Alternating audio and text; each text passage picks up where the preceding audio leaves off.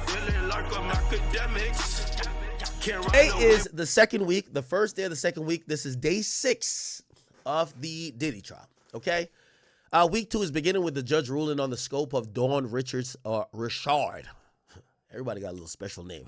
It's not Dawn Richard, it's Dawn Richard testimony. And apparently Kerry Morgan is going to testify after. So Kerry Morgan, if you don't know, is the best friend or former best friend of Cassie. She claimed Diddy threw a wooden hanger, fucked up her face, but she was Cassie's closest friend while she was getting cool with Diddy.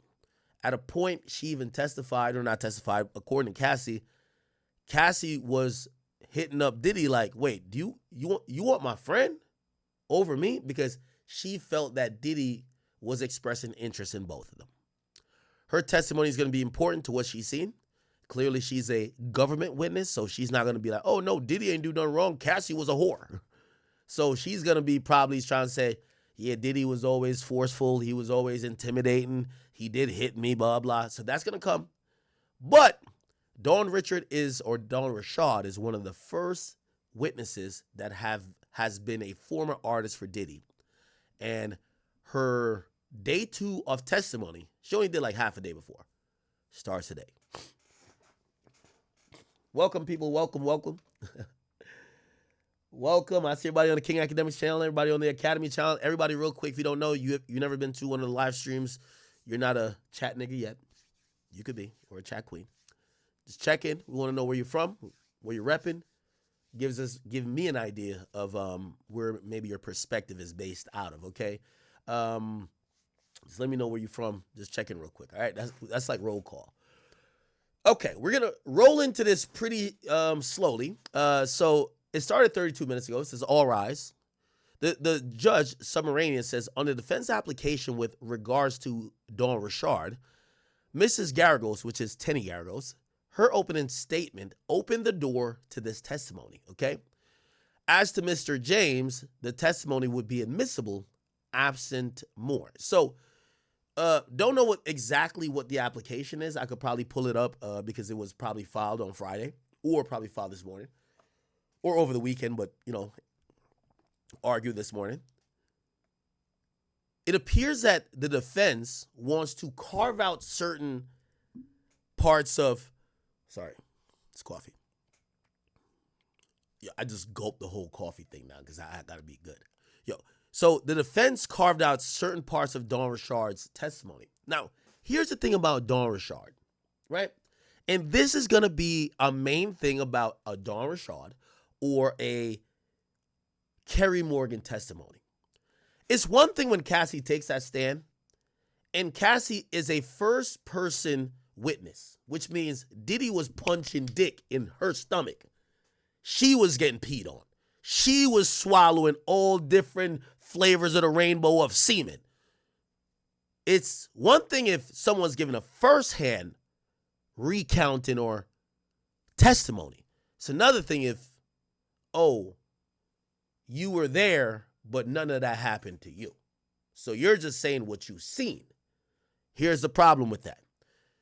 Even if Cassie had an incentive of money, which, come on, there's a lot of money that people could have gained. She gained supposedly 30, 20 from Diddy, 10 from Intercontinental. She was a victim. Let's talk about the people who ain't victims. Diddy ain't punched no dick in your stomach. You wasn't in no free coughs, but you were here to testify. That person could be then deemed and seen as, well, and we're going to talk about Aubrey O'Day. Please remind me. Your gripe might stem from the fact that your career didn't go nowhere. Your gripe might stem from the fact that Diddy didn't believe in you musically. Your gripe could stem from whatever wrong you thought he did to you non-sexually that you now feel is in your best interest or your get back to testify against him about what you claim you saw. Keep in mind, none of it you saw at the time. Did you ever blow the whistle then? What's your excuse? I was an artist. I didn't want to kill my career. Now your career is dead. Now you're down to talk. So that's the thing where the defense is starting to, hold on. We can't let everybody just get up in here claim they seen some shit. Okay? That's the thing.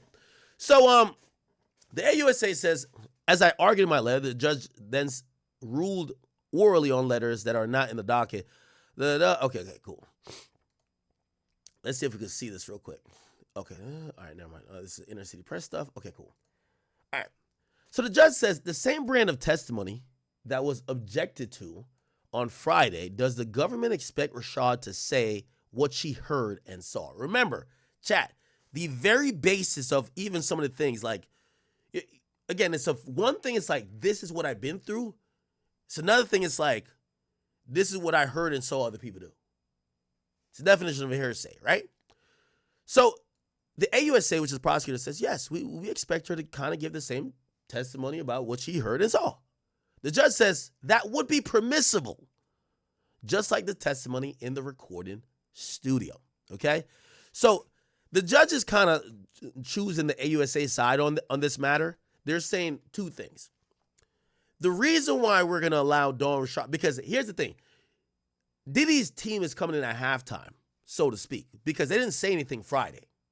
She started testifying on Friday. She said things on Friday. Monday, you know, they've been working, and we've seen Diddy's team has admitted they stayed up till 3 a.m. to get their shit right. Cross their T's, dot their I's. Now, they spent the weekend. They're like, whoa, we could probably get the judge to carve out A, B, and C. The judge is now just saying, here's the problem. I already allowed it on Friday, and you didn't say nothing on Friday. So if they started on Friday saying that, why would I now rule it out? They already started. Number 2, in your opening statement, you guys mentioned some of these other people, including Dawn Rashad, who you knew was going to be a witness for the government, and you basically brought up things to nullify what she was going to say. Because you did that, it actually gives her permission to say what she's going to say. That's kind of where we're at with it. Okay, cool. The judge said it would be permissible. Another AUSA, or maybe it's the same one, Slavic, says, the personal assistants were with Combs 20 hours a day. Their testimony is admissible. So now they're moving beyond Dawn Rashad, because what's going to happen, Kerry Morgan is Cassie's best friend. Remember, she's seen and heard, right? Then there's going to be Mia. Mia was Diddy's former assistant. Diddy didn't fuck her, I think. Diddy didn't put her in freak-offs, I think. But she's seen and heard. An assistant and a driver, a security, all of them seen and heard. So the AUSA is now putting it out there, we don't want them to, since Dawn Rashad, they can't do nothing about because she already started. We don't want them to bring up the same issue about these other people. And here's the thing. And this is why I said Cassie's the main witness, right? She's the main witness. She's been through it. There's Jane Doe. She's been through it. We don't know anybody else who is a witness/victim who've been through it. The rest are people who've been around it, giving a testimony, just saying, oh, I seen this. Oh, I was there. I was the person who helped her go to the hospital after she got a bloody mouth, whatever the case is. Okay. So Slavic is saying personal assistants were with him 20 hours a day. Their testimony is admissible. The judge says, my concern is that there's other way to get evidence in. What Mr. James would add is just a postscript. So basically they're saying,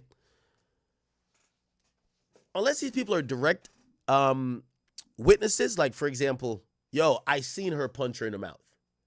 You're a direct witness, right?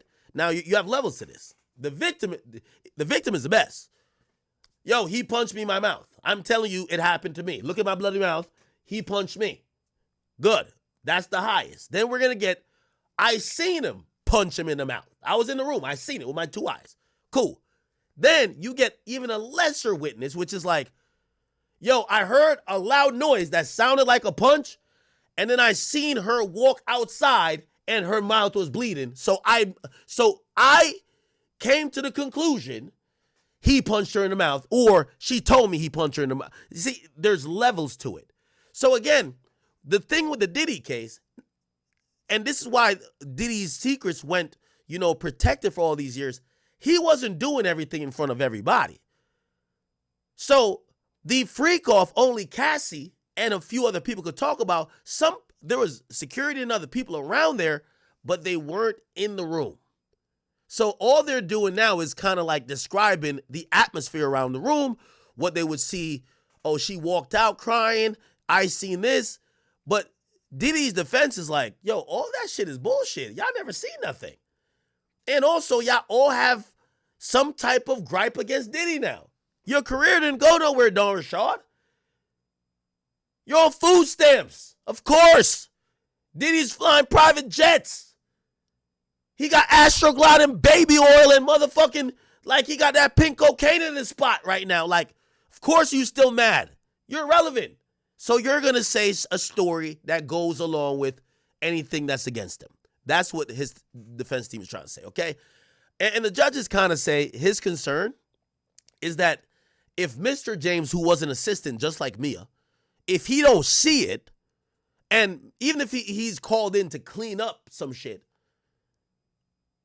isn't there other ways to bring in this evidence? Because at this point, it's a lot of assumptions and hearsay, right?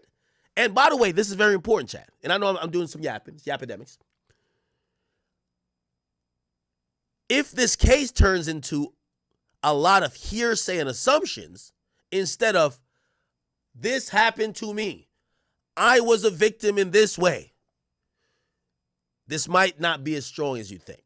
Okay, so Agnifilio, which is Diddy's lawyer, says, on the David James issue, as a former personal assistant of Diddy, this defeats the whole purpose of this hearsay objection. As I said, hearsay. The government is arguing that it's all admissible because the job descriptions are so vague. We contend it's personal matters. So what they're saying, what Diddy's lawyers are saying is that, yo, that's like you know a girl who gets her ass beat allegedly by her boyfriend. You've never seen him beat her ass. But every time she comes to you, she might have a bruise, and she says, yo, he beat my ass. Now you're the witness that he beat her ass. How the fuck do you know he beat her ass? You've never seen him beat her ass. You're listening to her, and we already got her testimony. So remember, they already got Cassie's testimony. They got Cassie's testimony. Why we need to hear what Cassie told other people or other people who were helping Cassie after the matter, right? Anyway, the judge says, let me focus you on the assault of the chef. Mr. James learns from a member of the security detail that Combs assaulted the chef. Chat, remember, this is going to be very important, right? Chef Diddy. So remember, there was a former personal chef of Diddy who basically she's claimed that she was assaulted.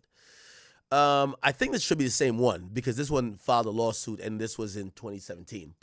They claim that, and by the way, start getting into some sexual shit because they claim that, we didn't know it was freak offs at the time, but they said after sexual encounters, Diddy would order the chef to bring food in the room and Diddy's cock was just lying on the side. Like he just laid out all type of shit. You know what I mean? Nigga still stroking while she bringing in the fucking, bacon, egg, and cheese. You get what I'm saying? So they basically were just like, what the fuck is going on? They sued, and before we could really think Diddy was some really creep deviant, they paid out. So Diddy settled it. And it went away, and that was 2017. Nothing really popped up till 2023, which was 6 years later. So that was a good settlement for Diddy, even though he probably should have settled this before he even went to the press. Whatever. I think that's a chef. Maybe there's been another chef, but that's the only chef we knew of so far. Let's keep reading. Let me focus you on the assault of the chef. Mr. James learned from a member of security that Combs assaulted the chef. Wouldn't that be in the scope of their employment? So the judge is basically asking Diddy's lawyer, listen, yeah, I don't want to bring in a bunch of hearsay here and allow these people to testify to bullshit or what they heard, blah, blah, blah. But if they do, even if they didn't witness it, and people complained in the moment of some violence, and they could be partied or privied, or they could be vouching for how this violence or whatever was reported. Maybe it doesn't mean it happened, but they know it was reported. They should be able to talk about that, right? And Agnifilio says, I don't know what this has relevance to racketeering. Okay? The reason why he says that, remember, in a racket, these people are complicit.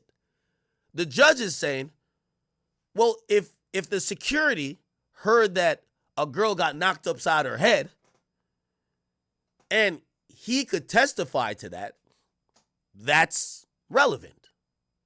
Even if he didn't see her get knocked upside the head. What Diddy's lawyer is saying, okay, cool, we'll concede that point, but he's charged with racketeering.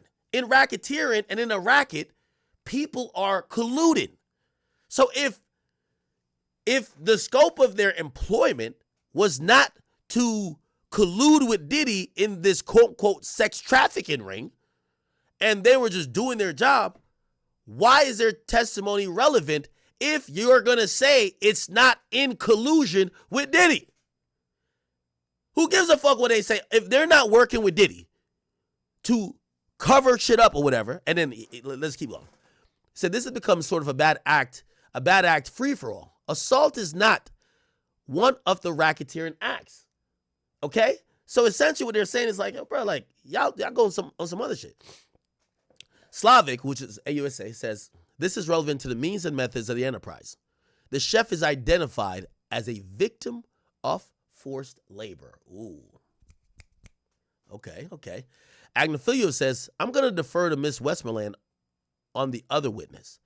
Now, this is the first time we've heard Miss Westmoreland. So, again, remember I keep telling you, Diddy's team is really structured. Everybody has an expertise. Let's look. Westmoreland Diddy, that's a lawyer. That's a black woman he added earlier this month who supposedly survived sexual assault, okay? She was going to play a role and looked like her role was maybe to deal with some of the chef stuff. She runs Nicole Westmoreland, she runs her own firm. She joined the defense team with a notice of attorney appearance, blah, blah, blah. Okay, cool. She joined after the jury was being picked. Interesting. Okay, cool. So Westmoreland stands up and says, Miss Richard claims that Mr. Combs assaulted Ventura right in front of her. The other alleged threats are nowhere in close proximity to an alleged assault. We have to distinguish between Danity Kane and the Diddy Dirty Money eras. And Mr. Pierre was telling her, where are you going to go? I don't see how that could be misconstrued as a threat. So the judge says, let me think about this. So here's the thing. What they're trying to say, if Dawn Richards, and by the way, chat, I know you guys are incredibly smart. I'm not trying to make y'all sound stupid. So if y'all hear me repeating or trying to give a colloquial explanation, like a layman's terms explanation that anybody can understand, and you're like, nigga, we already understand what we read, I apologize. There might be some people that don't. What Westmoreland, one of Diddy's lawyers, is saying, check this out. Yo, if she want to testify that she saw Diddy beat Cassie, cool. She's an eyewitness, cool. But if she's testifying to threats that could be misconstrued as whatever between the groups or whatever, and this is like bullshit. So the judge is kind of realizing, all right, yeah, if they allow everybody to be like, oh yeah, we thought Diddy was talking in a harsh tone of voice, we were scared. Yeah, you're going to paint the guy as a monster. Of course they're going to want to send a nigga to jail, right? So the judge is going to think about it. Then they're saying we have an application from the press that emails be put in the record. Okay? I'm directing you to put them together and put them in a docket by next Tuesday, and after that on a weekly basis. Okay? See, I told you, Inner City Press, which is this person, they put in a application to the court, and that application clearly is admitted. That's what I'm telling you. This is why he's the only person really tweeting the case. There are people in there I've now found out, like if for Fox News, they're in court and they're communicating. I don't know how they are, but they're communicating to their reporter who's like speaking about it, but they're not tweeting it. Okay. All right. Here's the filing, and this is what Inner City Press did. This is cool. Oh, it was an email. By email. So they emailed it. So honorable blah blah. This is a press application, a docket, and unseal government and defense communications to the chambers on evidential. Oh, okay. Dear Submarinian, Inner City Press has been covering the above like many others. Da-da-da. Okay, perfect. Yo, got to say, Inner City Press, everybody, including me, we owe you a debt of gratitude. You're doing the Lord's work. Without you, coverage of this case would be very difficult, and we'd be probably getting it once a day from like Fox News. Thank you. Okay? Don't know how we could really show you our appreciation, but I do want to tell you are very appreciated. And I know me, myself particularly, if there's a way we could try to show our appreciation, we absolutely will. All right? All good. 13 minutes ago, the jury is now entered, and AUSA Slavic says, by the way, Don Richard is on the stand again, says, when Mr. Combs told you that people could go missing, how'd you interpret that? Don Richard says, that people could die. I couldn't believe that this could be the beginning of a journey for us. AUSA says, what do you mean? Like Diddy Dirty Money? She says, yes. So look like at the beginning of Diddy Dirty Money happening, things are going on, craziness, and Diddy's letting people know like, yo, y'all fuck around with me, niggas could go missing. And she's admitting she interpreted that to be people could die, right? AUSA Slavic then says, well, what did you observe? By the way, I feel like she already said this, but okay, cool. She's saying it again. He would drag her, talking about Cassie, and kick her and punch her in the mouth. AUSA says, what would prompt these acts of violence? Combs says, Westmoreland, who's now more involved, says, objection. The judge says, overrule. Don Richard says, whenever she would speak up for herself, talking about Cassie again. Slavic says, who in security witnessed these things? Don Richard says, D-Rock and Roger Bonds. AUSA says, where did Miss Ventura get hit? Don Richard says, her knees, her face, all over. The AUSA says, did there come a time you were in New York for a festival? Don Richard says, yes, in Central Park. The AUSA says, in the residence, what happened? Don Richard said, he punched Cassie. She came into the bathroom crying. Remember what I told you, chat? Some of these things she saw herself, some of these things she was around. And this is why the Combs team wanted to limit her testimony, because Cassie already said what supposedly happened to her. You don't need to keep saying the same thing 15 times, but with lesser and lesser possible credible witnesses, right? If you didn't see it, why are you still talking about it? But the judge is still thinking about it, hasn't made a ruling on it, said he punched Cassie. She came into the bathroom crying. You could see her upset. She was hurt. Another objection. Remember, this doesn't seem like she saw he punched Cassie. It seems like he saw her come into the bathroom and probably assumed, or maybe Cassie told her, I got punched. The judge sustains it for now, which means you guys know what that means, right? So overruled, which means answer. Sustained means move on. So what injuries did you observe? So remember, they can't testify to what Diddy did. That's what they're trying to carve out. Dawn, you ain't see Diddy punch her. And Diddy was really slick and shrewd in that type of way. No matter how, and I think the government's going to make a bigger point of this, no matter how Diddy, part of his defense is that I was, incapacitated. I was drunk. I was inebriated. He was always slick enough that he didn't do everything in front of everybody. That's the only reason why for 11 or how many years, people didn't know exactly what he was doing, right? So he would do it in another room. You might see her cry. You might hear her scream. But it's not like he was like, everybody watch me while I punch the shit out of her. He would say, yo, let's go in the room real quick.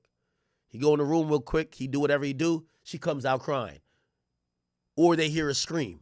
He comes out and say, oh, yeah, I got to go. You assume, like, oh, damn, he must be beating her ass. So his defense, knowing this, is saying, we're going to make sure people don't testify to none of that other shit. Cool. Here we go. So she says she observed a swollen eye. It appears she may have not observed the punch, but she's assuming it's a punch because she's seen a swollen eye. By the way, it would be crazy if Diddy was straight, like, closed fist punching Cassie. And again, chat, we're trying to be very neutral here, but we have some humanity, and also we're not gonna assume Diddy's all the way guilty on everything. We're gonna try to give him a fair shot. We're trying to do a court analysis with some real nigga lenses, right? If it is true that he's punching her closed fist in the eye, that is crazy. A grown ass man punching a woman who's like 17 years younger than him in the face with a closed fist is crazy. Okay? But again, we don't know if it was a punch. She's claiming it was a punch, but it was objected to. Okay, let's go. AUSA says, well, why did you remain with Ventura after the incident? Dawn Richard says, I wanted her to feel supported. AUSA says, what is this? And I guess they show a picture or some type of exhibit. Dawn Richard says, well, that's a Central Park event.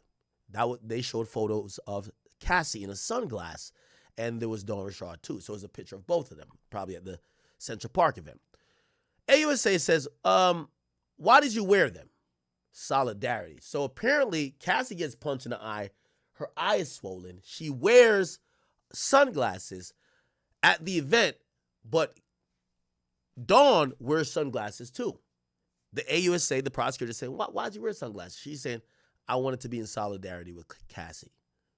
Interesting. We get some more tweets. The next assault, who was there? Dawn says, D-Rock, Capricorn Clark, and Harv Pierre. Harv Pierre was a former president of Bad Boy Records. He's been sued in some of these civil suits, but it's the first time we've heard his name being brought up in the criminal case, okay? AUSA says, who was Mr. Pierre? At Bad Boy, he was answering the Combs. By the way, we could look it up, and just let's be factual here. Harv Pierre, I'll show you a picture of him. That's him. You may have seen him on Making the Band. He was best known for working with Diddy Bad Boy Records, but he was, I believe, either the president or something of the sort. Give me a second. I'll get you his title, because I remember I used to see it on the screen all the time. Yeah, he was the president. If you looked at his LinkedIn, he was the president of Bad Boy Entertainment, okay? By the way, he also shares the fact that he has a Howard background with Diddy as well. Let's keep it going. Dawn says that Bad Boy was answering the Combs. AUSA says, did they do anything? Dawn said, none of us did anything. Okay? Now, it's an interesting, sequence of conversation or questions that they're going along with to ask Dawn about, because remember, this is a racketeering case. So what you want to show is complicitness, not people ignoring a situation or wanting to mind their business for their own jobs. You want to show people helping to cover up, helping to placate, helping to facilitate what Diddy was doing. So I'm watching this line of questioning. Again, it's one thing to say, yo, okay, say I have a bunch of employees. I punch a chick, right? When I punch her, my security, my assistants, my presidents, my chief of staffs, they all ignore it and act like they didn't see it. That's one thing. It's another thing if one of them run to the store to go get some Tylenol, one of them get some Band-Aid, one of them start sweet talking a chick like, come on, don't say nothing. We're going to bring it to the hospital. This is a story. Now it looks like everybody's working with what I did. That seems like a racket. That seems like a criminal organization, as opposed to maybe everybody just want to mind their motherfucking business. Okay? Mind your motherfucking business just seems like, self-survival. Anyway. Y'all all good, by the way? Let me bring up the King Akademiks chat. By the way, shout out to all my people on Rumble. And, of course, all my people on Kick. I got Kick up on the screen, too.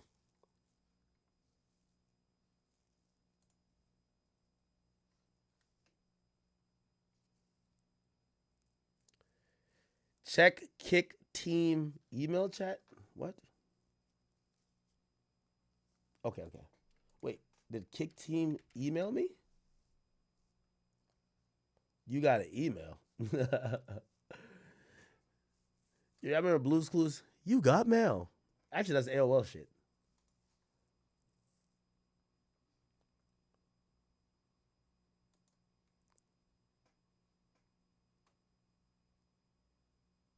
Okay. Oh yeah.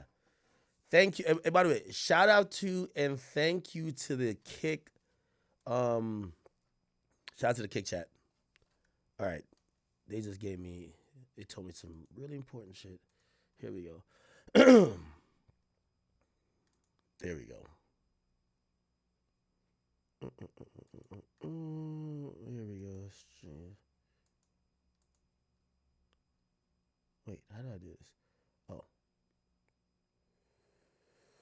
give me 1 second, yeah.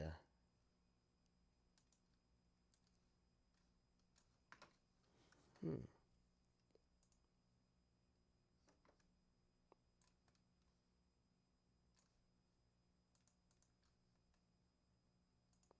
Wait, how do I do this?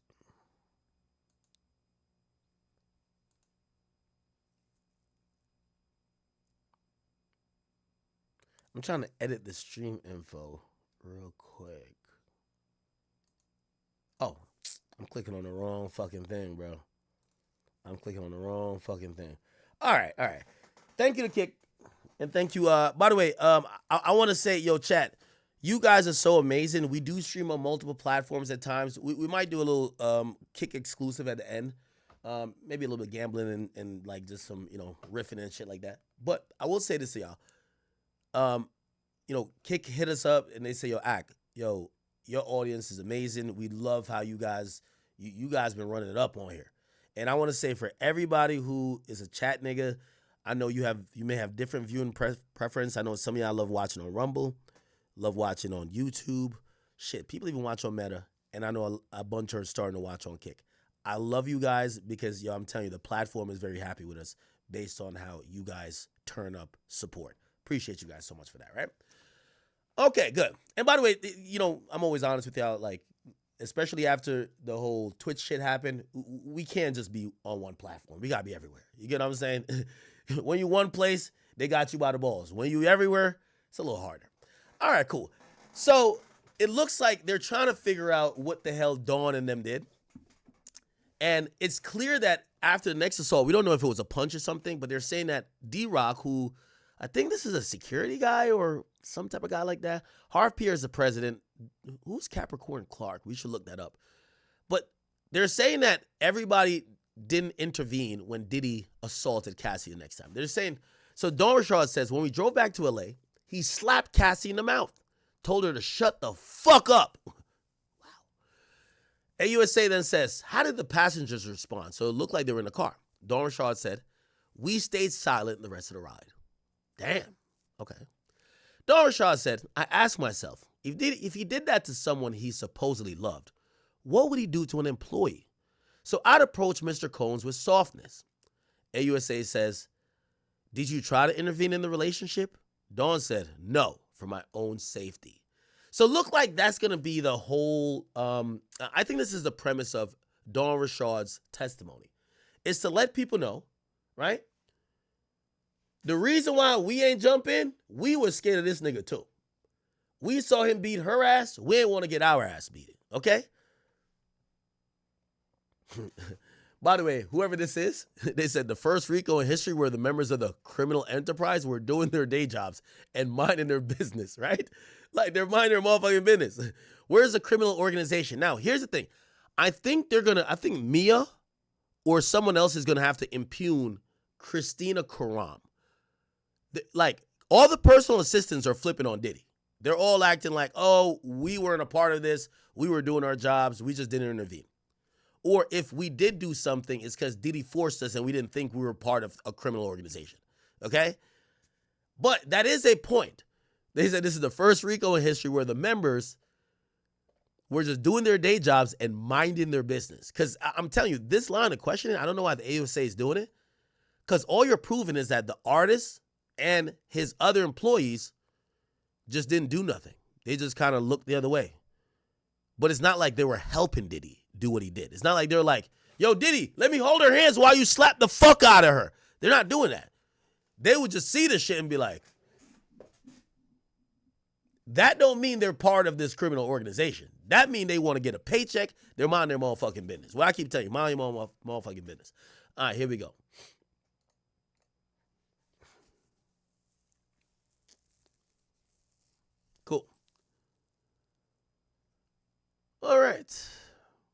So she said she minded her business for her own safety.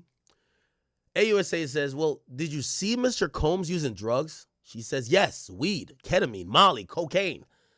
AUSA says, opiates? She says, that I never saw. So I guess opiates are like perks and stuff like that, right? Perks. What else is an opiate? Type of... What other drugs are opiates? Oh, codeine. I thought perks was opiates. I don't know. Okay. Heroin. Oxycontin. Obviously, somebody would be doing fentanyl by themselves, right? Okay. Wait, let me just Google it. Is Percocet a opiate?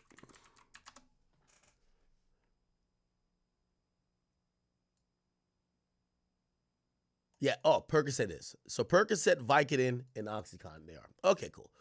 We're getting it here. Okay, so they seen Diddy do weed, ketamine, Molly, and cocaine, no opiates. Said that never saw. By the way, this is also important. You got to realize, obviously Diddy's lawyers are going to paint Dawn Rashad as having this angle of probably wanting to see Diddy go to jail and setting him up, right? When she admits to certain things that can help Diddy, that also helps her credibility. Like, hey, did you see him do opiates? They're trying to put also this idea that Diddy did opiates. When she says, nah, I never seen that. That gives a little bit more believability to what she's saying. Like, okay, she's not just going to say yes to everything to sink this guy. She's really telling her true recounting of the situation. AUSA says, who brought the drugs in? She said, one stop. What does that mean? He had it all, including Plan B and birth control. I was wondering where the Plan Bs and birth control was at. Can't have a freak off if you nutting in these women. How the hell they ain't getting pregnant? There's no kids, no abortion. Okay, we now know the Plan B was in cahoots with this fucking freak off. Andrew, thank you for the file. Reading the second. So basically, Dawn Rashad is saying they had a one-stop shop. Maybe it was, you heard that sometimes Christina Carrano or somebody would have a fanny pack and supposedly had party drugs, they had condoms, they had all these type of things, but I guess it would have Plan Bs and birth controls as well. Okay. All right. A one-stop shop. Holy. AUSA says, did you ever see Mr. Combs with guns? Dawn Rashad says, yes, handguns on his lower back. AUSA says, who else? I think that's what it means. Who else had guns? Dawn Rashad says, security, D-Rock and Bonds. AUSA says, what did you do after Bad Boy? Dawn Rashad said, sing. Whenever I got momentum, I'd get a FaceTime from him. So apparently after she left Bad Boy, whenever she was like still working on her career, whenever she got a little bit of buzz, Diddy would call her. AUSA says, how would you speak to him? Very soft. I'd always call him bro. AUSA says, why did you not disclose the abuse you had seen? She says, I was told not to by Mr. Combs and Harv Pierre. Now, that's important because now she's making Harv Pierre seem like a co-conspirator. He's complicit. That he was, again, a part of the cover-up, which becomes a part of the crime.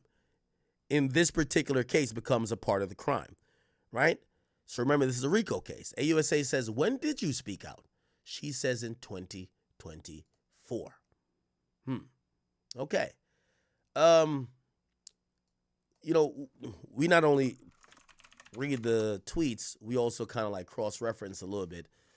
Dawn Rashad, did she ever... did Roger Bonds speak about her? Because Roger Bonds has been speaking about a lot of people. Okay. Here we go. We're trying to find his testimony is always pretty good. Here we go.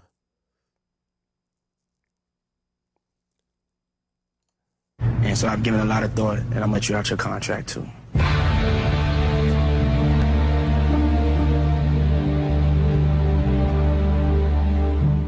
As far as for you, Dawn, I still want to make music with you. I still want you to be signed to the label. And, if I decide to put that together, Danity Kane, then, you'll be the only member that'll still be there. Okay, so at a point We had Diddy who dropped everybody but Dawn. Okay. We're going to get to Aubrey O'Day. We're going to get to Aubrey O'Day at a point. I'll put this on the side. But Danity Kane had Aubrey O'Day and Dawn Richard and a few other people. By the way, one of the women of Danity Kane, I think this woman, what's her name again? Y'all are gonna remind me. She's sticking up for Diddy a lot. Like, she was sticking up for Diddy. But then people felt like her lawyer was being paid for by Diddy. Because Diddy had called her several times before, and this is hard here, several, I think it was 100 times. Over 100 times before she had put out whatever she had put out. Okay, cool. Now, what the government just did with the testimony is accuse this guy right here, Harv Pierre, of being they've accused Harv Pierre of being what do you call it again? A co-conspirator. What the natural thought is, will he take the stand? Will he flip against Diddy? But if this is what the government is trying to elicit, if he's not charged, why isn't he? Right? Because they're trying to say he's part of this criminal organization. If he's not charged, most likely he will be testifying against Diddy. But it's very low that he's not mentioned at all. I'm still trying to see him. Like, if we're thinking about this criminal organization that they keep mentioning, we have Harv Pierre, who's now mentioned today, and Christina Karam, who's mentioned a bunch of times, even in the indictment. If none of them testify against Diddy, we're thinking they're going to be co-conspirators, but they're not charged. So we're going to see what happens with them, if anything at all, right? All right, let's see. Dawn then says, I saw Ms. Ventura take the stand and tell the truth. Westmoreland says, objection, which is a really good objection. You got to object there. The reason why is you shouldn't be testifying about another person's testimony. So when she says, I seen Ms. Ventura take the stand and tell the truth, Ms. Ventura's testimony is about what she believes. And also, when you say her tell the truth, did she tell the truth for the entire 3 days she was on the stand? Every single moment? So that was a great objection, and the judge sustained it, which means, yo, you can't talk about her testimony. What the fuck? AUSA says, did you see Ms. Ventura file a civil lawsuit? And then did you file your own? She said yes. Which, yes, she did file her own lawsuit against Diddy. Has she done any interviews? Let's see if we can find out if Dawn has done any interviews. Dawn Richard interview Diddy. We've been waiting. She described. What up, y'all? It's Caroline. Without alerting Mr. Cohen on occasion.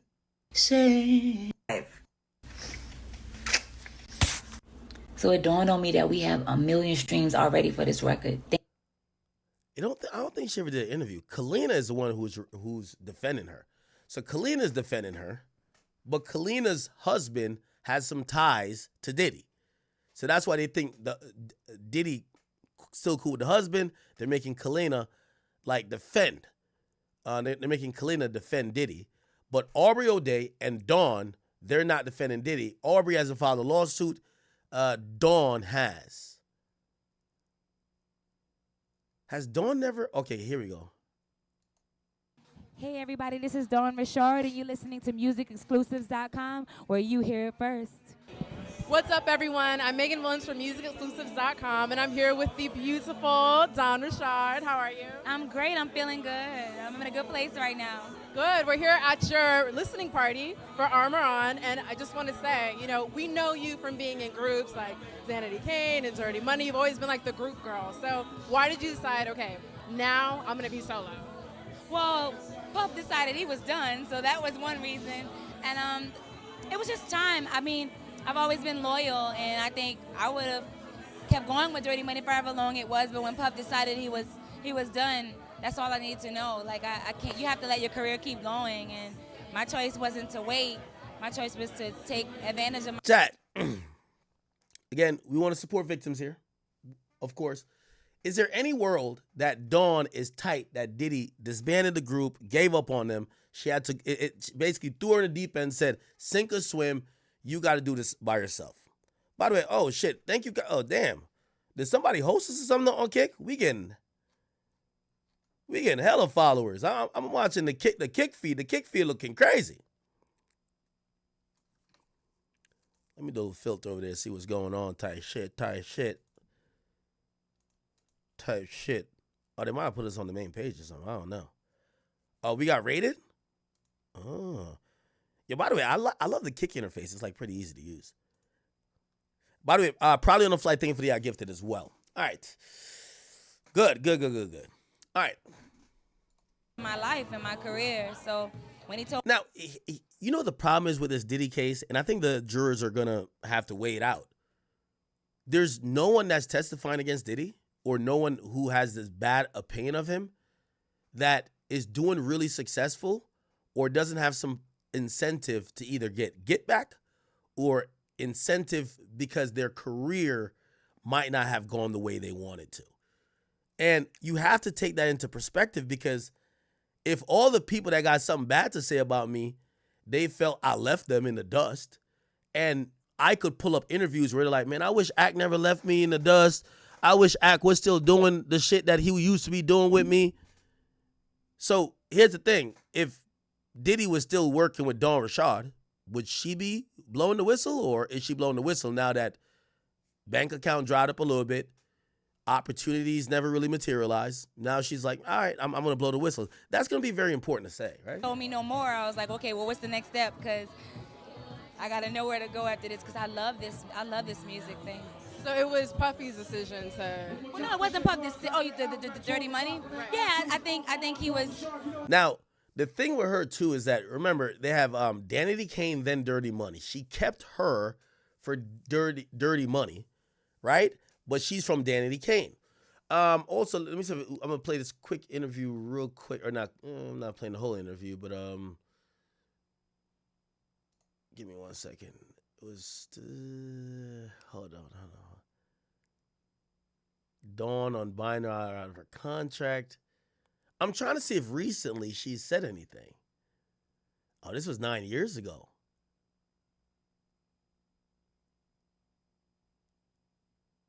Nine years ago was, oh yeah, she was in love with Diddy at that time. Let me hear what Cassie said. On the back. You won't commit. He won't. I'm not sure. Yeah, she was in a movie with Terrence J. Playing a head game on. Friend, Diddy, whether he came to the set to make sure everything was copacetic with you. No, he actually. That nigga probably showed up to the set to see if he got to kill that nigga Terrence J for kissing on his bitch. We all know Diddy wasn't playing that type of shit.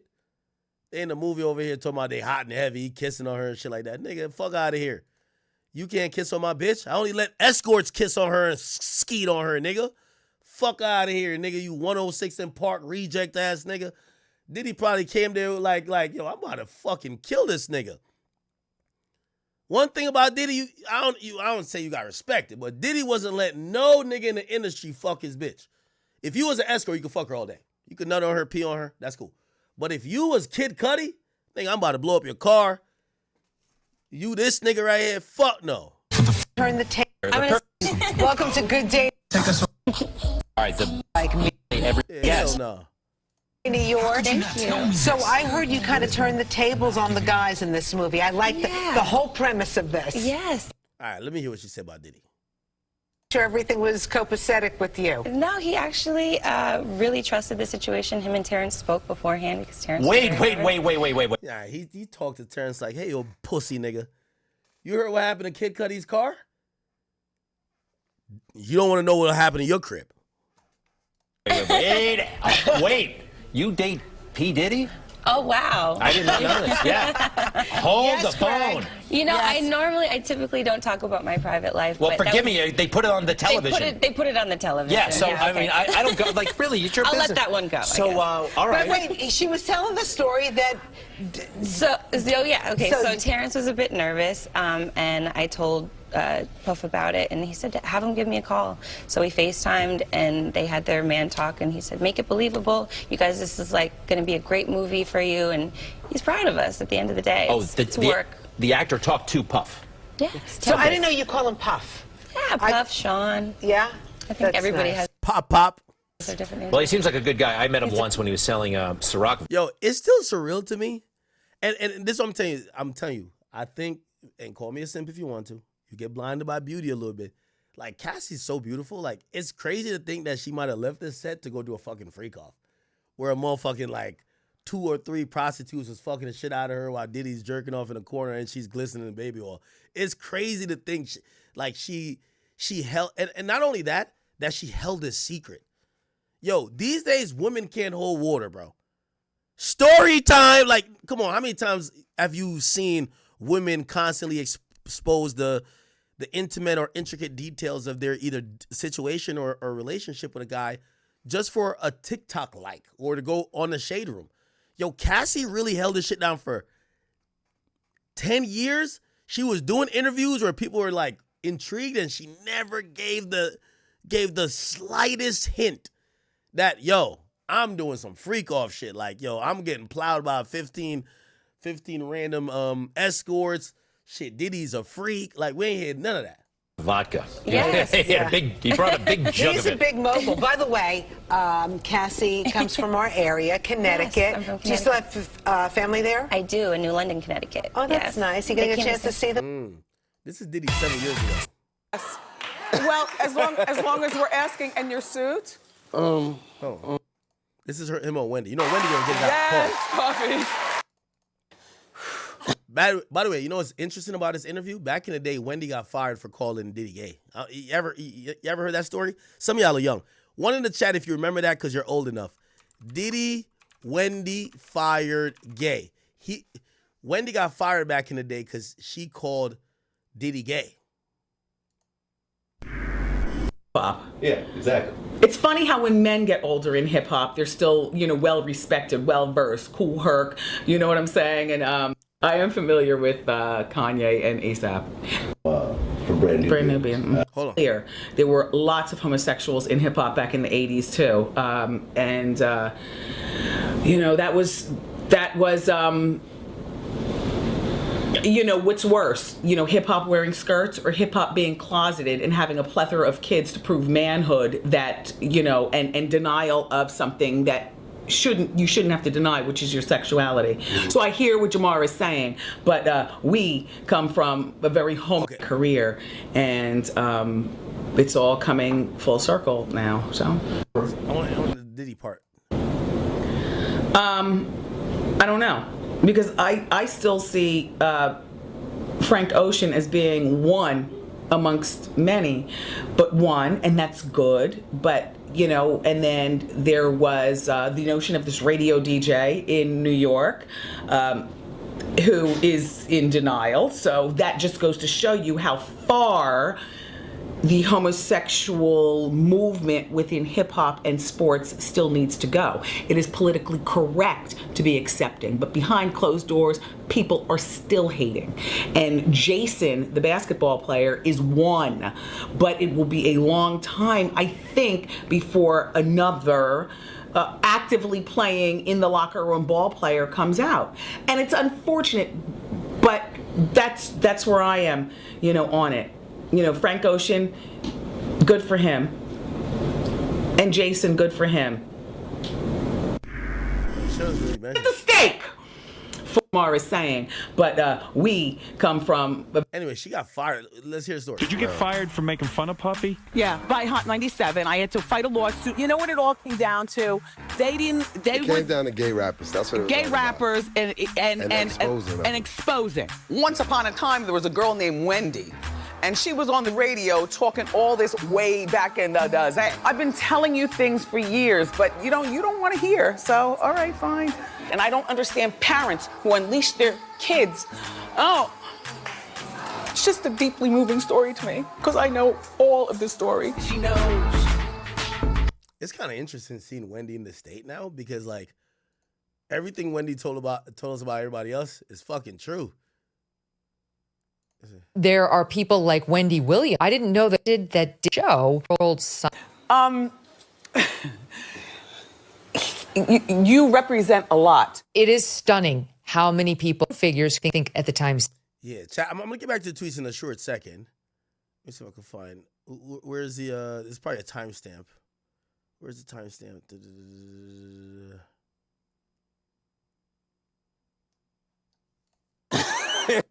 And the Met Gala. Yo, Diddy look like yo.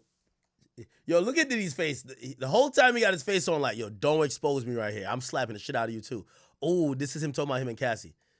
Gone this far. Look. Yo, Diddy looks so nervous. Look at his face. Look. That's that nervous laugh. Nervous laugh, chat. Look. Nervous laugh. You know? No, but I want to tell you the story about that. I met all of them in the same year, so I've known all of them the same amount of time, but we were friends. No, listen. Whoa, why did I do that? Did you meet all in the same No, I was social just setting? trying to say it wasn't like I just was running around, through my career and just, every couple of years just being with a new person. Like these are people that. Now, it's interesting. I'm gonna tell you why this conversation is interesting. Back in the day, I think I could probably even find a clip. Wendy Williams, Hot 97, Diddy gay. If I could find the clip, I'll find the clip. Okay, this is her talking about Diddy. Listen. Dutton from Rock is 50 years old. All you can hear is Whitney screaming at the top of her lungs at Bobby to get off the stage. Get off, like ridiculous. This She also says some stuff about Bobby Brown too. whole thing happened back, of course, in December. Leaving as well. I thought it was an Unc-Pay. Well, eventually, It's Jay. Jennifer and Unc-Pay. Wolf made their way to the SUV without Puffy. Right. They ran 11 lights to elude the cops. Supposedly it was Puffy, although people are saying they saw a female hand tossing a gun out the window. And then when the cops stopped them, they found a second gun, of course, in the car. Right. All four of the occupants, the driver, the bodyguard, Puffy, and Jennifer, were handcuffed. In the early 30s, he's a paralegal at a corporate who works with autistic children. She's also been in. No, where the fuck is it? Damn. There's audio. She got fired for it. That's when, like, artists could be so hot they could get people fired. Wait, Wendy dated Biggie? Wendy before the surgery when she dated Biggie? What the fuck? What surgery Wendy got? Burned at the stake for talking about such. And now it's all come full circle. There were lots of homosexuals in hip hop back in the 80s too. Her and report back. Let's take a look at this throwback clip of the Wendy Williams show. Cassie's in South Africa filming Honey 3. And she allegedly... Remember, that's when Cassie was in South Africa. She testified to this. She's in South Africa filming Honey 3. She realizes Diddy's fucking with the Gina girl. He told her he stopped fucking with the Gina girl. She find out that he's still fucking with her, and she blocks Diddy. She blocks Diddy. Allegedly has been avoiding Puffy. Oh, so Wendy knew. Yo, Wendy was the truth. Let me tell you this, man. Wendy been the go to all this shit. Without Wendy, you don't get Charlamagne, you don't get me, I don't think you get none of this shit. Because she is what TMZ is for hip hop. And I know some people love to act like, whether, like, if you're on a podcast, you're gossiping, gang. I don't give a fuck who you are. If you're Joe Budden, you're gossiping. You're gossip. I don't care if you think you're just reviewing music. We're all gossiping, and we all come from this woman right here. I'm sorry. She's the godmother of all this shit. I got to be honest. Now, some people like to gossip in a gangster way, but I don't care if you Gillian Wallow, you gossiping. If you me, you gossiping. If you Drink Champs, you gossiping. If you sitting here and talking about stories that other niggas have other than just straight music, you're gossiping. And she's the queen gossiper, and without her, none of this would exist. That's a fact. And, my thing about when you date a mogul is that it's really difficult to avoid them because if you use your head, you never know when they're going to pop up on the scene. Like, he's mogul. Like, he can hire a plane right now, zoom it to South Africa, land on the roof. Which is so scary to think that, like, when you are dating someone that rich, that's cool. Again, she's kind of a her and look air in 28. The host and actor, she said to see this true to that. All right. So we're getting to realize a lot of things that Wendy said low key kind of came through type shit.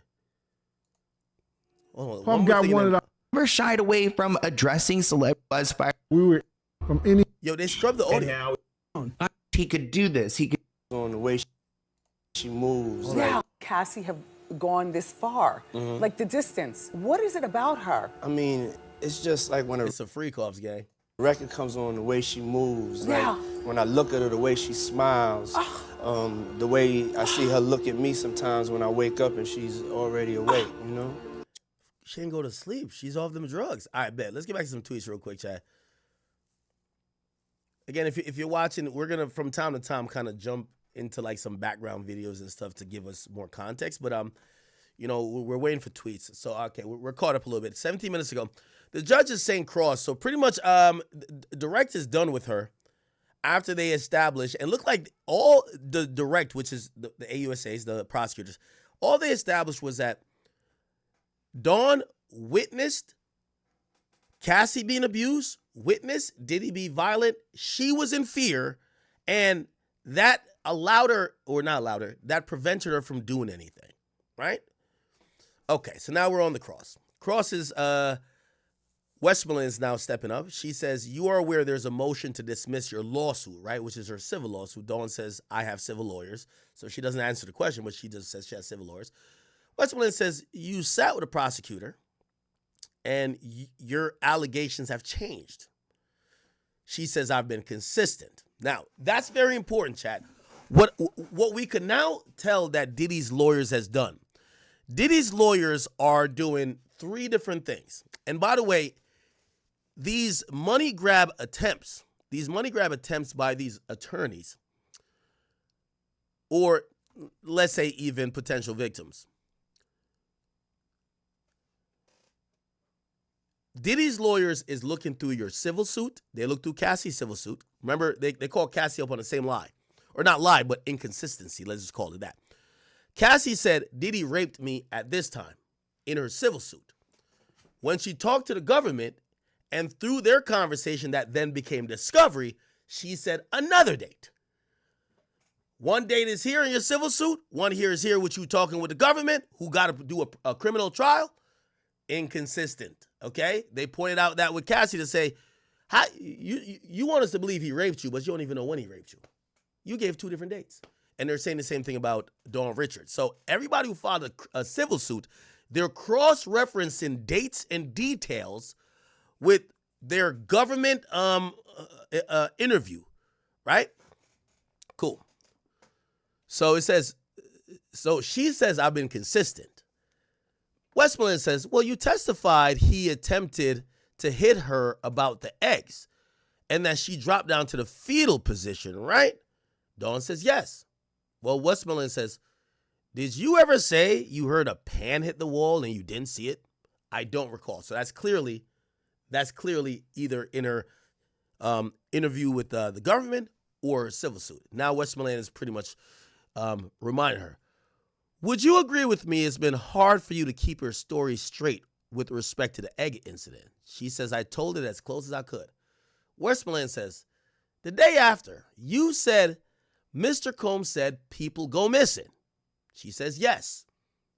Westmoreland says, let's go to your interview. And by the way, these are pre-trial interviews that the government had with their witnesses. And because they announced the witness list, they have to turn over those corresponding conversations that they had with those people in interviews that they did to get a story on the record, supposedly. Not really on the record because it wasn't on the record then.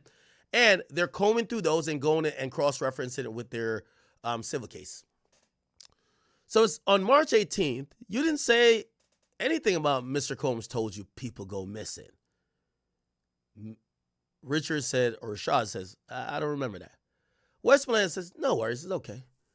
I'm going to show you a document, only for the parties though. Let's go to page 5. So chat, once again, it appears that Diddy's team is doing a good job of basically showing that these people's memory is fuzzy, hazy, and kind of like thrown into the pot that they might be saying anything now to either further a narrative or trying to please the government because they either hate Sean or otherwise, okay? Cool. So we're kind of caught up a little bit. Yo, Chad, this coffee like this motherfucking. Yeah, I drank like 1.5 cups of coffee. My stomach is starting to turn. What the fuck? It's all good. Somebody had told me, like, yo, coffee makes you, like, want to go to the bathroom. I'm like, nah, because I've been drinking coffee, like, for, like, the last 2 weeks, right? This morning, I'm like, oh, wait, hold on now. Wait, hold on now. I bet. So we're waiting for some more tweets. We're going to see. While we do that, let me pull up some donations. Thank you guys for the ones who have donated, all the people who have become members, or anyone who has either subscribed or gifted a membership or a subscription via Kick, Rumble, or otherwise. I appreciate all you guys. All right, here we go. Oh, coffee? Coffee gives you diarrhea? Oh, hell nah, gang. Hell no. All right, we're going to have to make it through. I'm going to drink some water, though. I'm going to drink some water in a second. Somebody says drink water? Okay. All right, we got it. Here we go. I'm reading donations on the King Akademiks page first. We are waiting for some new tweets. Again, I think if you guys are watching, you guys should understand the strategy that Diddy's team is going with. For Don Rashad, clearly the aim was to say, we all witnessed that Diddy was doing some abusive shit, but if you ask us why we ain't join it, or not join in, but we ain't prevent it, we were scared of him too. So they're kind of showing that Diddy is a fearful person, okay? Diddy's lawyers just came back around to say, would you admit that you really don't remember everything accurately? And they're kind of getting at the fact that her story is inconsistent, and then they're probably going to try to highlight the fact that not only is it inconsistent, you have a reason to lie on Diddy, right? Your reason is a lawsuit, right? Not only that, let's talk about your finances. They did that to Cassie too. Let's talk about your finances. Not only you have reasons to lie on him, your money's low, right? So it's in your best interest to say whatever story that made this guy look crazy, but you weren't saying the story consistently, nor did you say it at the time, right? So the government was trying to knock out the first point of, well, why you didn't say it at the time? Oh, well, we were scared. Well, why you didn't say it since? I was still scared. Okay, well, when you did finally say it, how come your story has changed in a year? And that's kind of their strategy, okay? Will that work for the jury? I think it'll work on an individual basis. I don't know if it'll work overall, especially with the amount of witnesses they're trying to bring. You know, people usually be like, listen, everybody ain't lying. You know what I mean? Even if they don't believe one person all the way, they'll be like, man, everybody ain't lying. This is why Diddy's team is trying to say, could we limit some of these people from testifying? Because we could point out holes in all their testimony, but we're not trying to get railroaded by just the amount of people they claim they have to testify, right? Because people might be like, oh, yeah, she don't remember everything, or maybe she lying about A, B, and C, but there's 20 other people who testify to the same thing, so, you know what I mean, everybody can't be lying type shit, right? All right, we are waiting for some additional tweets. By the way, Buzzer Beater Clips, thank you for the 5. He says, when serial killers get comfortable, they start making mistakes and leaving trails. Diddy had a whole freak off with him when he was the Joker. What are you trying to say? Are you trying to say he did a freak offs after the Joker? He dressed up as a Joker for Halloween one year. Okay, thank you for the 4 months membership. So your shout out to the chat. The party was lit. Oh, you came through? Appreciate you, my brother. Appreciate you so much. Love you for that. Bradley Dormis, thank you for the 14 Canadian, says, late but happy birthday, Act. Your streams got me through tough times when I was doing Uber Eats. Salute to you, my brother. Salute to you. He said nothing better than a motherfucking chat. Is that a St. Lucian flag and a Haitian flag? I think I know my Caribbean flags. Okay. Tanya Vicente, thank you for the 5 Canadians. She says, saw the best lawyer breakdown of court last week. The charges and what exactly it means. Nate, the lawyer, he did a what happened in court this week. All right, you know, yeah, I trust Tanya. Tanya's usually on point. Let's see. Nate, the lawyer, what happened in court this week. We're not going to read or go through everything. Okay. All right, I'm Nate, the lawyer. All right, bet. Before we do that, let's just get up to date with the last tweet. And by the way, I still have more donations to read in a second. Combs, Westmoreland, which is Combs' lawyer, says, isn't it true the first time you said this was a week ago. Wait, isn't it true the first time you said this was a week ago? Would you like me to show you your previous interviews? Dawn says, I know what I said. Westmoreland says, you said Combs made a death threats, one that you didn't recall 7 times. So apparently she's now claiming that she never claimed before that Diddy said somebody could die and she took it as a death threat, okay? This is interesting. Dawn is standing on her claim. She's like, I said what I said. Now, again, she could say, well, I forgot that detail in the story, but she's not backing down that she heard or believed that Diddy made a threat. And the threat that she heard was niggas could go missing. What she took that to mean is that people could die. So that was a death threat, right? Now, it's important to note, this was just week 1 of the trial. These were just the first couple of witnesses. So we have a lot more to go. And then we also have the defense putting up their witnesses to show that this didn't happen or... Okay, so we kind of get like a understanding here. We're still on the way. We're still an hour from lunch, probably. So essentially, and yes, it looks like, yeah. So as I said, they rested with, hey, so despite the fact that Diddy threatened you, you still reached out to work with him and you weren't making money otherwise, but you basically reached out to the guy who you claim was threatening you, right? Yeah. Now there's redirect. So the prosecutor gets back up and says, hey, why did you file your civil lawsuit? And Dawn says, when I worked for Combs, I had no sleep. The conditions. Now, she didn't allege sexual assault, but she definitely alleged like work conditions were like, it was almost like to the aspect of damn near forced labor, but like I forgot the actual allegation she made, but it was about work conditions, right? Anyway, she's mentioned it here, and AUSA says, in every meeting with the government, did you say that Miss Combs beat Cassie? She says, yes. It says, well, why then did you reach out to Mr. Combs? She says, well, one of the judge on Making a Band, Lorian Gibson, I wanted to reach out, and Westmoreland says, objection. The judge says, sustained. It says, how often did you hear from Mr. Combs after you left Diddy Dirty Money? Okay. So we're waiting on some updates. Now, I see somebody say, why did the defense object?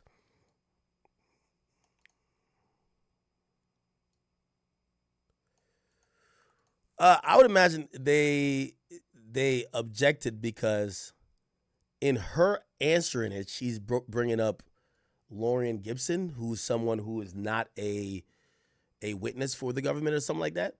The judge still sustained it, so it doesn't matter. But it looks like they didn't want them to be like, oh, Lorian Gibson reached out to me on behalf of Puff. Lorian Gibson, if you don't know who that is, Lorian Gibson. She was like a known, like, she's like a known dancer. That's where I know her from. Hold on. But apparently she also claimed assault as well. Here we go. Ooh. Oh, here we go.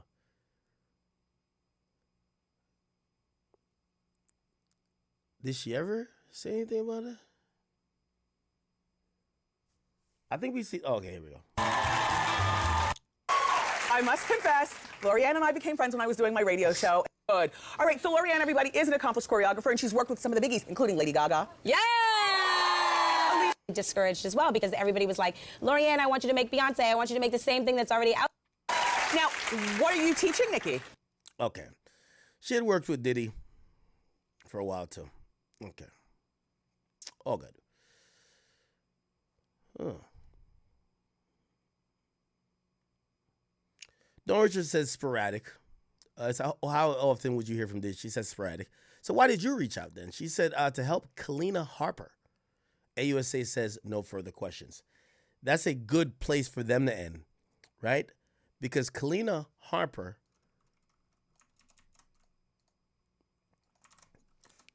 she actually was taken up for Diddy, and I guess maybe her group mate thought something was wrong.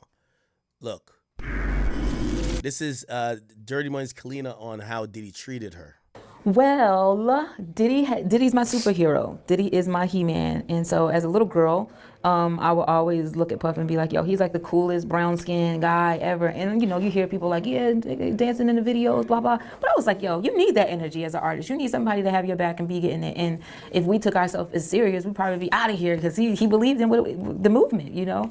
And anyhow, I was freshly signed to EMI, and Big John did the deal, actually. He was the president of EMI at the time. Beat on some K. Diddy shit.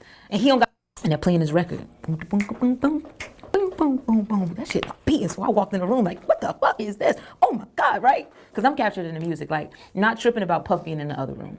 All of a sudden he comes in and he just hear me like, oh my fucking God, going crazy to the beat on some K. Diddy shit. And he don't got his pants on. He's in his drawers and socks and he's putting pants on. He's like, fuck with this beat. Ain't beating the allegations, chat. This is a year ago she did this interview, before the arrest and before anything. Oh, man. Not beating the allegations at all, huh? Because I'm captured in the music, like not tripping about Puff being in the other room. All of a sudden he comes in and this is a flashback, so it was recorded before any trouble started. Hear me like, oh my fucking God, going crazy to the beat on some K. Diddy shit. And he don't got his pants on. He's in his drawers and socks and he's putting pants on. He's like, fuck with this beat. Like, that's how we met. Like, it was just like, Boy, it was fresh out of a freak off, man. Yo, this is crazy. Like, just like magnetically connected to what this music was doing. And we just started vibing from there. But that's how Strobe Lights with Lil Wayne came out of it. And, you know, that was the first record I wrote for Last Train to Paris. So yeah, and then we took off from there. When it was time for me to leave, writing on Puff's album, I was like, yo, who are you using for this fucking album? Like, who's gonna be on this album with you? Because this shit is so crazy. I was just so in love with the idea, the concept. It was just out of here from being a girl that was at home praying to God that I would get the opportunity. Like, oh my God, I've been on tour for like 4 years. $10,000 shoes, the furs. She's in her dream, and we all. Did Tania do another? Savage! I'm a savage! Oh! I'm a savage! Whatever I want, I'm going to get! Whatever I want, I have to get! I always remember this clip. This clip is like it just accentuates maybe a thought that Diddy had throughout his whole life.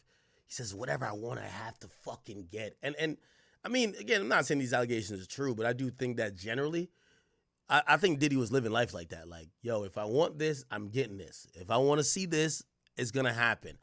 And he was pretty much bulldozing everything in this way. Was he doing it in a legal way? I mean, it's going to be up to some jurors, right? Sean Diddy Combs was arrested tonight in New York City. Sources say federal agents with Homeland Security investigations took him into custody. The charges are unclear at this time. Two of music mogul Sean Diddy Combs' homes. Let me see. Are we at lunch yet for this case? All right. Okay. Says sometimes Diddy would call 50 times in a row. AUSA says, would others call you for him? Says yes. Christina Karam, which by the way, or KK. So that's the same person. Chat. We're gonna keep watching out for this name. If she's not an indicted co-conspirator, she's somehow non-indicted. Will she testify? How did she avoid testifying? Because these people who are party to all of the stuff or witnesses or victims are claiming she's a co-conspirator. AUSA says, did you witness any assault? She says, yes, first in the Hollywood Hills. Ruben, one of his security guards, was there. AUSA says, what did Mr. Combs do to Cassie? Kerry Morgan says he kicked her. Okay? AUSA says, what did she do? Morgan says, nothing. I told Ruben to do something. He indicated he wouldn't. AUSA says, then what? We left the house. Cassie and I were hiding by someone's front steps. So once again, you know, and this is why I think the prosecutor, if they're going to win this week, right? Again, I'm scoring in my own way. If they're going to win this week, though, they have to somehow prove. They got to somehow prove. Beyond just the violence, where this becomes full sex trafficking. Because they keep telling us the same thing. Diddy beat her. Chat. Do y'all believe Diddy beat her? I think everybody in the world believed Diddy beat her. That's not the point. Right? Now, I know they're trying to prove these little subtle nuances. Like, well, we got to mention the beatings, but the beatings were the overlying factor of the fear and her trying to get away, i.e. hiding. Maybe that's what it is. I'm just looking for a little bit stronger evidence, I guess. Right? We'll see. AUSA says, and the next time, Terry Morgan says, in Jamaica, I saw him drag her by the hair. I ran to get my purse and phone so we could leave. AUSA says, what do you see next? Kerry says, I thought she was knocked out. Then she got up and ran into a wooded area. Wow. So we're hearing about just more violence. More violence. Diddy to Cassie. A lot more violence.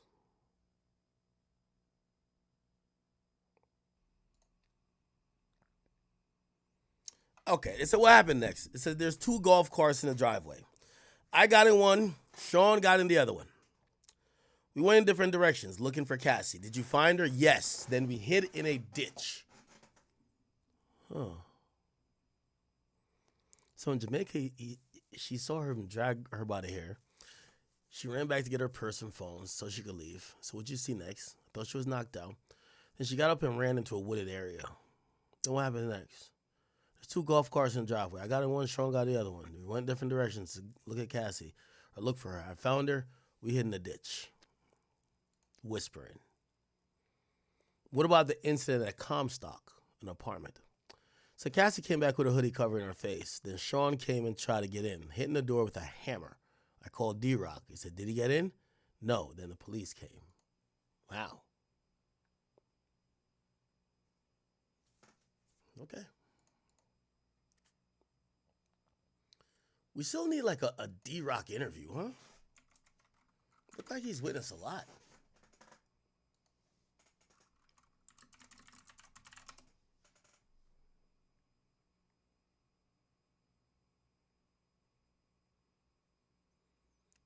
Diddy, a year ago, he pulled up with D-Rock.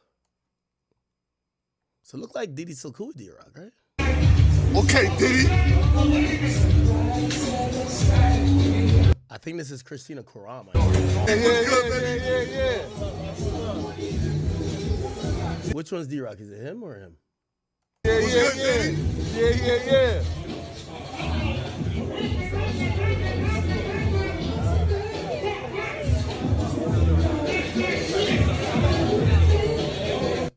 Diddy, what's up, baby?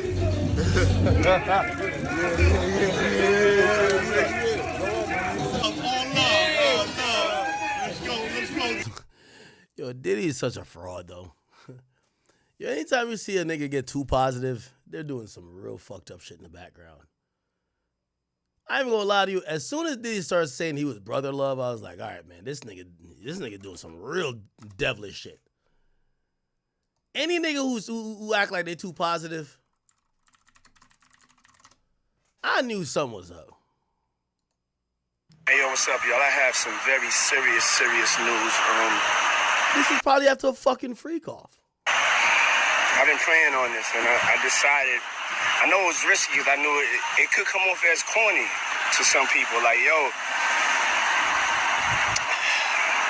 I decided to change my name again. I'm just not who I am before. I'm something different. So my new name is Love, a.k.a. Brother Love. I will not be answering to Puffy, Diddy, Puff Daddy, or any of my other monikers, but Love or Brother Love, okay? It's my birthday. I feel good. God is the greatest. I give all glory, and I thank my mama and daddy. Mwah! Okay. All right. By the way, Hoodbox TV, thank you for the 10. I'm going to go to the Academy page and second to read donations. He says, why are the sex workers being charged with federal crimes for selling sex across state lines? Diddy can't buy something that's not for sale. So number one, all these sex workers, I would imagine, have done a proffer, which would probably, in exchange for their testimony, they're not going to get prosecuted, right? Not necessarily immunity, but it just means the government is not going to go after them for that. Also, here's the thing. The government is really going after Diddy in a racketeering sense. Part of racketeering is that the person has to understand or has some type of implicit knowledge that they're a part of this scheme, this finesse. For example, and I know you're talking about sex worker, but just to explain it in a racketeering sense is that if you hire maids and their job is just to clean shit up, and then you fucking kill somebody and they happen to clean up some of the stuff or some of the whatever that was left from you killing people, they weren't knowledgeable of the murder. They weren't involved in the murder. They weren't complicit in the murder. They were just doing their jobs. So I think that's how the government is going to take on looking at these sex workers, right? Where, yes, prostitution is illegal. These were escorts who I think in the favorable way, or how the government, again, some part of the law, the law is supposed to be pretty much black and white, but there are gray areas. They're going to look at it like these people were almost told and also scared of Diddy himself, because none of them explicitly were selling sex services. The one that was brought up on the stand, he was a dancer. Diddy then engaged him to say, I want you to fuck her. And they said they seen devilish looks in his eyes. They seen Diddy do A, B's, and C, and D. They were scared. So that's why I think we haven't seen charges for the sex workers. But you have to remember, Diddy is a target here, not them. So a lot of them probably have given their cooperation, or if they had videos, exchanged their videos to the government for lack of prosecution, if that makes sense. Entertainment Zone, thank you for the 5, says, she said every single time her ass know what she was doing. Are you talking about Cassie? Hypno, thank you, brother. He says, can you do a producer tag for me? Well, hopefully me saying your name just now was a producer tag. He said, love your work, appreciate you. It said, pull up Diddy on the Graham Norton show.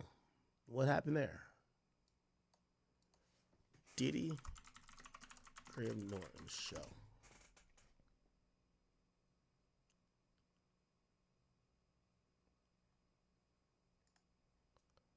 Let's see both. The love shit is like,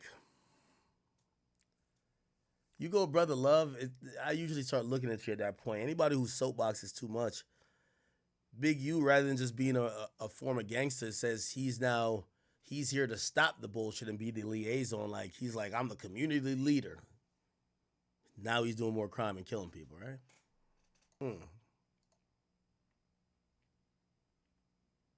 Really?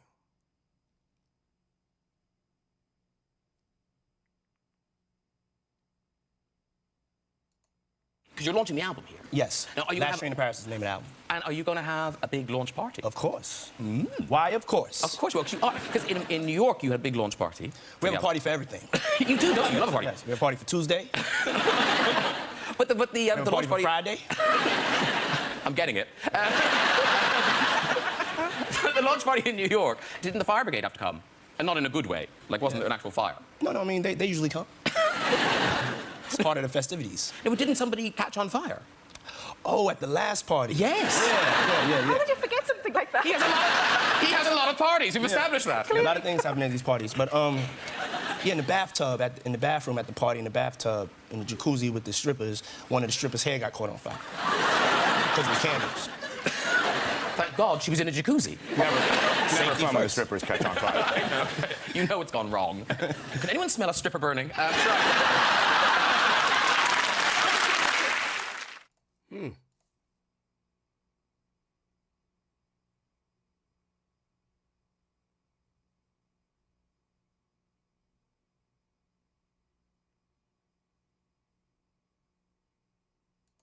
You have a butler. Don't you have a butler? Yeah. Yeah. Trust me, not many people do. No, but I had got it from watching, like, movies about London. Yeah. Yeah. So I heard that y'all have butlers over here, so I said I need to get one. And now, because Britain isn't that hot. All right, man. Let's read up these last couple tweets before they're gonna break for lunch. We're not going anywhere. It says, what happened? So this is after they said they hid in the bushes. No. This is actually the Comstock apartment. Kerry says that Cassie came back, hoodie covering up her face. Sean came in, tried to get in, hitting the door with a hammer. They called D-Rock. Said, did he get in? They said, no. The police came. So what happened? Cassie wouldn't show them her ID and nothing happened. They left a card. And AUSA says, read this message. Do you see the attachment? Morgan says, yes, it's a photo of the card the detective left. So it looked like Cassie must have kept the card eventually, or maybe Kerry kept the card and they turned that card over to the cops. Oh, wow. Okay. They should be shortly going on break, so just a heads up. Yeah, they're going to be shortly going on break. It appears that these witnesses are going to go by quick. No one should take another day unless it's Jane Doe.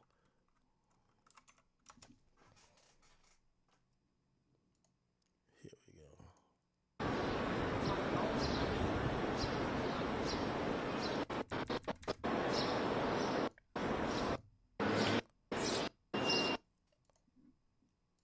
Okay, we're trying to look for updates.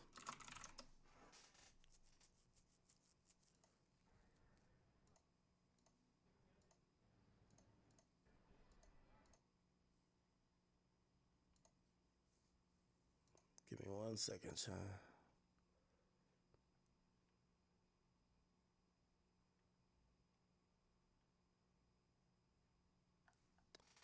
Okay, yeah, we're still kind of waiting.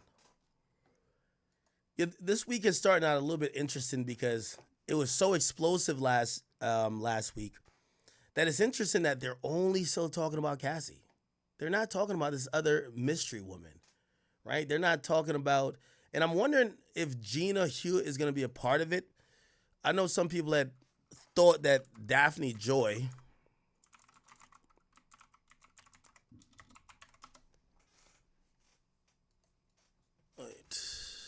Daphne Joy. I don't know if she's going to be a part of this whole proceeding. Has she posted anything? Yeah, she ain't posted before the trial. Yeah, we don't know who she is. Has Gina posted? She has me blocked. But Jane Doe hasn't showed up. Obviously, people are going to be in court. Said, talks new film, loves a loser. Okay.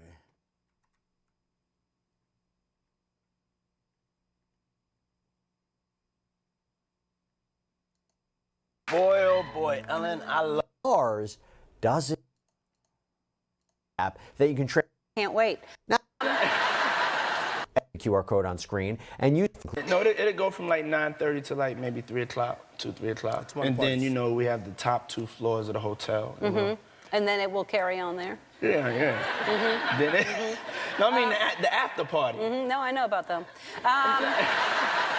And years later, Combs said he wanted to attend one of Ellen's parties. You know I have to arrive fashionably late. All right. Not too late, though. Not too late? Not too late, please. What time would you like me there? I'll tell you later. Okay. But not too late. Because, you know, once you get there, the party really starts. Yeah. You know what I'm saying? I got you. I promise you I'm not going to let you down on this big one. All right, For good. real. Good. Your shoes, your feet are going to have blisters. You're going to be dancing so hard. I can't wait. Now, the two seem to kind of dance around the apparently open secret that Combs' parties were beyond wild, with reports of drugs and multiple participants and more. And as the allegations against Combs have mounted, many have called his interviews with Ellen now creepy. So no money on you? I mean, it's just a little bit of money on me. Oh, you do have money on you. Lord have mercy.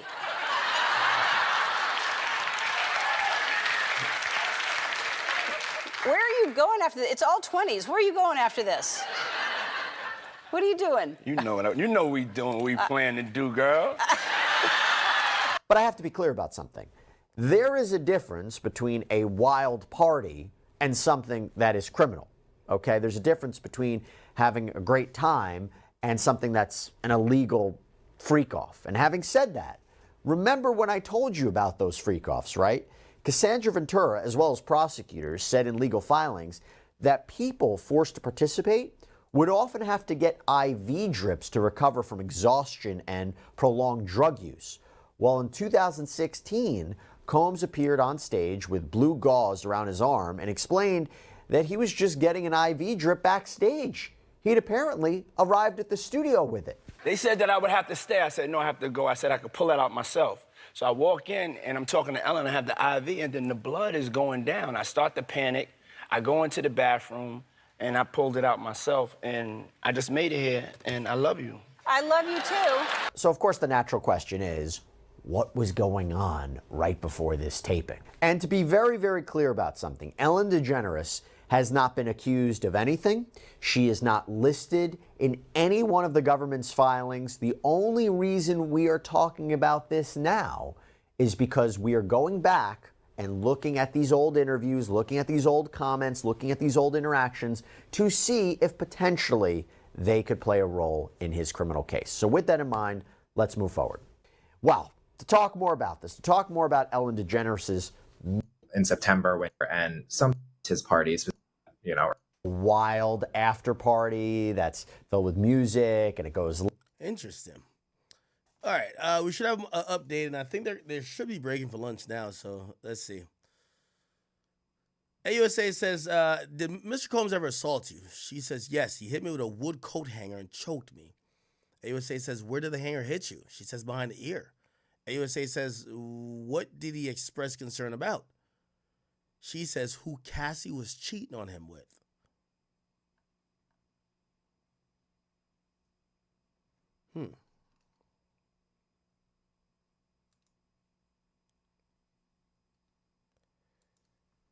See, someone asked the question, is this also DV to a lover, you Diddy supporters, or this is clearly a pattern? Yeah, I think Diddy was clearly a violent individual.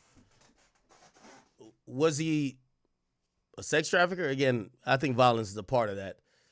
Too difficult to really say at this point, if you ask me. By the way, thank you guys for all the donations. Play Legendary says, play Charlotte's interview with Cassie about the leak. Oh. Cassie Charlemagne leak. Where is it?